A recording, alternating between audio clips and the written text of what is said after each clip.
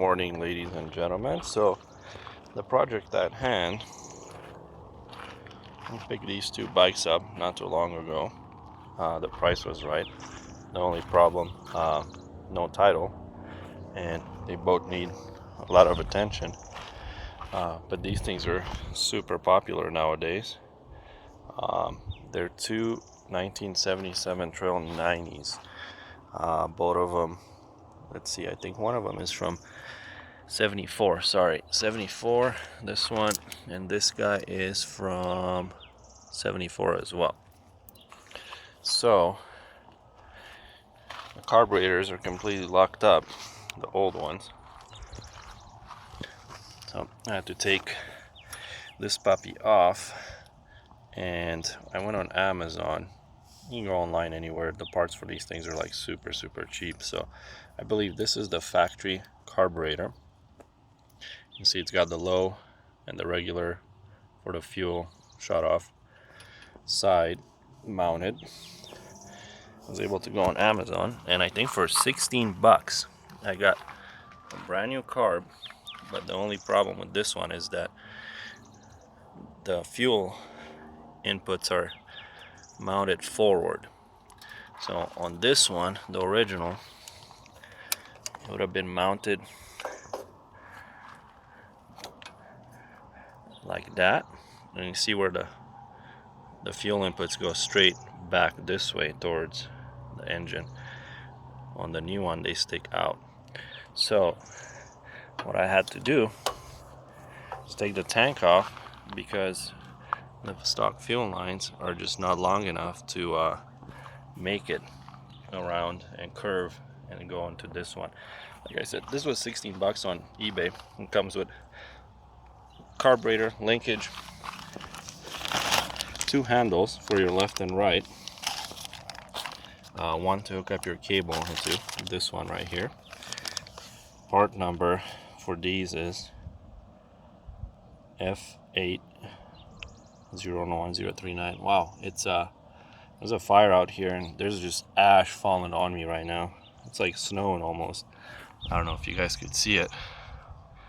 No. Also in the kit, you get the piece that goes on the handlebar for the cable to sit in or thread in to adjust it. Comes with a tiny little cool fuel filter, a clamp, and an air filter. And the air filter clamp, they go like that. So this thing is not seized.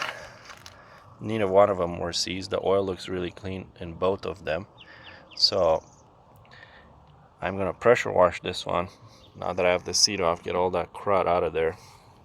I've already soaked the battery cables in vinegar. These are all green and crusty. A lot of green crusty, so I don't know if I can get water on that piece in there. I think that's the voltage regulator or the rectifier. That right there. That piece with the screw through it. So I like to get that all cleaned up inside of there. So I don't know if it drains or not. I think I'm gonna blow it out of the air compressor first and then maybe wash it. So, or maybe get it running first and then wash it. I have to take it all apart again, so we don't want to do that. In order to take the tank off, it has two screws on each side, one on top and one on the bottom.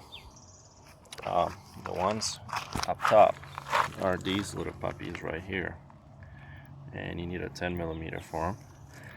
And the one on the bottom, this one right here, threads into the muffler bracket. So this one goes over here like so, and it holds the exhaust. This one was kind of tricky to get. What I did is I loosened the exhaust all the way. I didn't disconnect it up front with the two bolts on the head. I just basically took this nut off right here. It's hard to see that nut up right there, and slowly threaded this with a 10 open end wrench slowly threaded it out while I was pulling on the exhaust backwards. So I think I'm gonna start blowing this dust out of here, and then we'll wash it. I have new fuel lines to replace the old ones. The problem with this is that this is a little thicker, so I've been letting it sit here in the sun to make this rubber very soft, very malleable, because you have to feed the lines through these two holes right here, and then they gotta come out through this hole right there. So that is going to be a challenge. There's a challenge even pulling the cables out because you got wiring all up in here. So let me get the compressor fired up and we're gonna clean it.